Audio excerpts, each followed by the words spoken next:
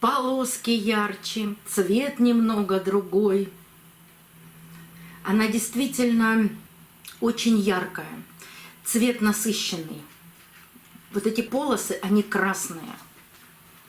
Но тоже, конечно, такая орхидея не может не привлечь моего внимания.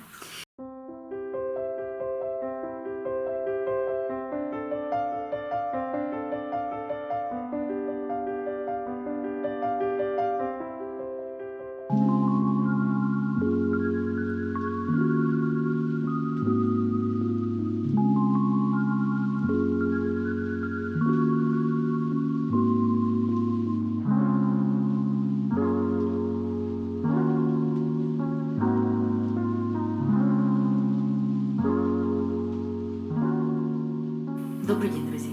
Сегодня познакомлю вас с двумя моими новинками. Если вы смотрели последний обзор поставки орхидей в Леруа Мерлен, то в последнем кадре я показала две орхидеи, которые решила приобрести. Сегодня познакомлю с ними поближе.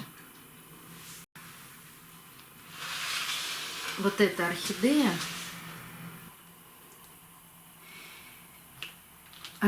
белая. Я не самый большой любитель белых орхидей, но эта орхидея меня удивила. Во-первых, на белом фоне розовый ореол, а во-вторых, какая у нее красивая губа. Это и крапинка, и полосочка, и очень яркая. Она красная, она действительно ярко-красная. Сразу подсказали ее название. Оно появится на экране. Мы с мужем очень долго пытались найти, как же это перевести на русский язык, и переводов оказалось великое множество. Ну, например,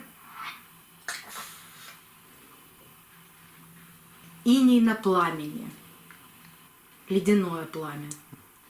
Нет, там не ледяное, там именно морозное пламя, иней. Страсть. Там пламя как страсть. В общем, переводов оказалось много.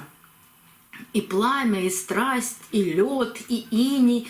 Но я остановилась на названии «Морозное пламя». Но если кто знает точно, как оно называется, и как действительно переводится с английского языка, а может быть, это даже не английский язык, но какие-то есть нюансы перевода. Вот если кто-то точно знает нюансы этого перевода, подскажите название. Но пока оно у меня будет называться «Морозное пламя». И действительно, это название ей очень подходит. Она распускает бутончики. Цветок крупный, 9 сантиметров. Ну, по крайней мере, вот эти первые цветы. Этот пока еще меньше 9 сантиметров, но вы же знаете, что орхидея сначала распускает цветок, потом его доращивает до того размера, который заложен в этой орхидее. Ну, это обычно так и случается. Вот смотрите, Кэвэ Бьюти стоит орхидейка, и у нее все цветы распущены одинакового размера, потому что она цветет давно. Вот такая великолепная орхидея, мимо которой пройти оказалось очень сложно. Поэтому она сразу попала в мою коллекцию. И еще одна орхидея. Вот у этой орхидеи я названия не нашла. Мне показалось, что она похожа и на Кэвэ Бьюти.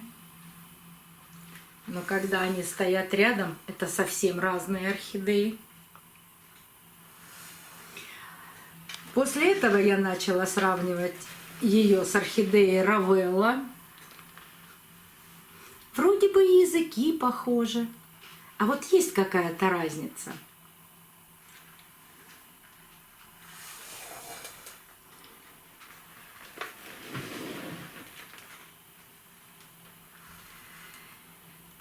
Полоски ярче, цвет немного другой. Она действительно очень яркая, цвет насыщенный. Вот эти полосы, они красные. Но тоже, конечно, такая орхидея не может не привлечь моего внимания. Но не так все просто с орхидеей. Здесь оказалось 2 сломанных листа. И, конечно, эти листья желтые. Я их уберу. Орхидеи я уже осматривала.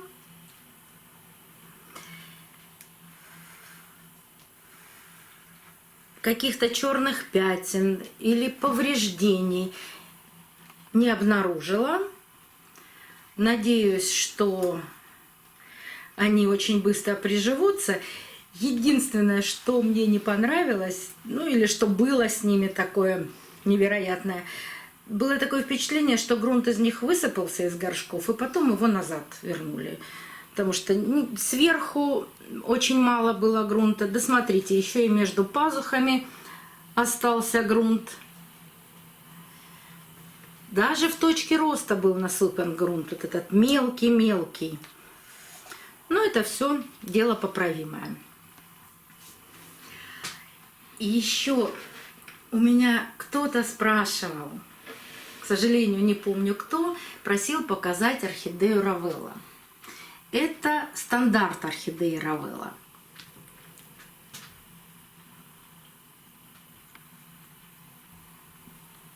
У этой орхидеи новый цветонос. Из старых 2 цветоносов орхидея пробудила почки, и они начинают открываться. Равелла орхидея красивая, активно цветущая, но у меня получается так, что она цветет только на перепаде температур. И еще у меня есть орхидея, она стоит на полке. Это Равелла бантик. И посмотрите, как она выцветает. Так она желтая с красными полосами, а выцветает до бледно-розового. Но цветы держат долго. Если есть перепад температур, очень активно цветет. Вот такие новинки. И мои домашние старые орхидеи. Эти новинки пересаживать не буду. Корни у них сухие, грунт очень влагоемкий, мелкий. Буду поливать по краю горшка, дождусь, пока они отцветут, и потом сделаю пересадку. До новых встреч, друзья! Увидимся на канале.